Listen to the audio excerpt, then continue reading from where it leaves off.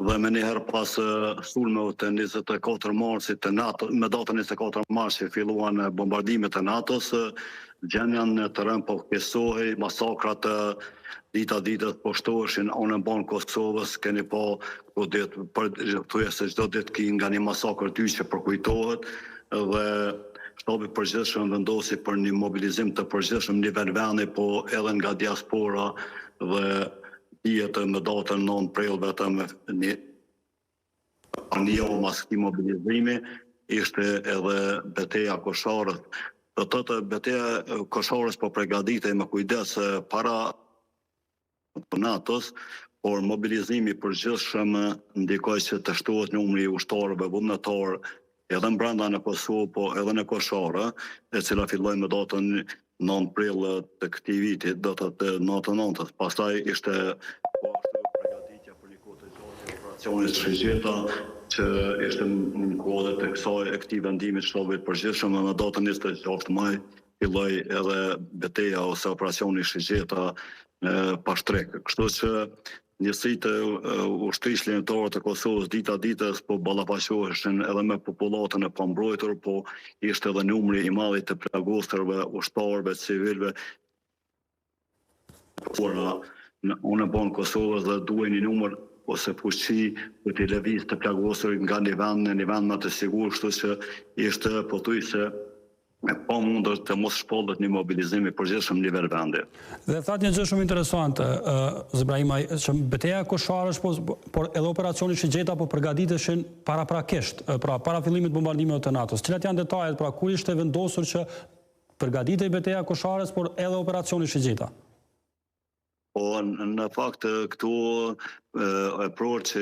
kanë udhëhequr operacionin brigada në krye me Rustem Berishën, kishin filluar përgatitjet në Shqipëni, kishin studiuar terrenin, djemt stërviteshin në Shqipëri me ndihmën edhe oficerëve të Shqipërisë që udhëhiqeshin nga generali atëhershëm Kudus Selame, që ishte vërtet një ndihmë e poshtë generalit Kudus Selame, e prorëve të brigadës 138 që më vonë është emëruar brigada 138 që ishin në krye të kësaj brigade udhëhiqen nga Rustem Berisha, po aty në përgatitje kanë marrë pjesë edhe shumë e prorë tani që janë gjallë, po nuk duhet harruar dy e prorë që kanë rënë ditë të para të luftimeve,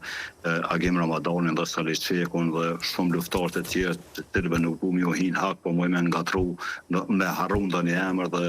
nuk du me bë këtë gabim, po kishin fillu kamot, por numri ushtarëve u shtua dukshëm me mobilizim, shpalljen e mobilizimit të përgjithshëm nga ana shtabit të përgjithshëm të ushtrisë lëndore të Kosovës. Zbrahimaj, sa i vështirë ishte të merrej ky vendim, ky urdhër, pra nga anëtarët e shtabit të përgjithshëm? Po në fakt atë natën në mbrëmje me datën 31 në takimin e analizuar shumë rrethona, shumë faktorë, po nuk ishte rrugë tjetër pos asaj të shpallej mobilizimi. Ushtria lëndore e Kosovës dhe populli i saj nuk e ka zgjedhur luftën, por lufta ishte i vetmi mjet për shtirimin e Kosovës. Ju dini rezistenca paqësore udhëhequr nga Ibrahim Rugova kishte filluar nga fundi i vitit 89-90, por si duke ajo nuk mjaftonte dhe domosdoshmërisht populli i Kosovës u dashur mu fut në luftë dhe ushtria lëndore e Kosovës patmirësisht e udhëhequr nga shtabi i përgjithshëm, fitoi edhe përkrahjen e faktorit më të rëndësishëm, faktorit NATO, dhe datën 24 mars filluan bombardimet mbi thaçet e forcave serbe. Dhe Zbrahimaj, edhe një pyetje, a ndikojnë në rritjen e numrit të ushtarëve, pra urdhri për mobilizim të përgjithshëm, sidomos nga diaspora? Po se në kohë të gjatë edhe ushtria lëndore e Kosovës nuk kishte armatim të mjaftueshëm, do të teknika ishte në mungesë dhe nuk kishte nevojë për një mobilizim përgjithshëm, sepse ata që kishin shpreh dëshirën brenda Kosovës nuk kishte armatim të mjaftueshëm. Po ndryshimi rrethona, fillimi i bombardimeve të NATO-s dhe Serbia pa që Kosovën po humbë dhe filloi masakrat në popullatën civile, do të luftimet ishin të ashpra dhe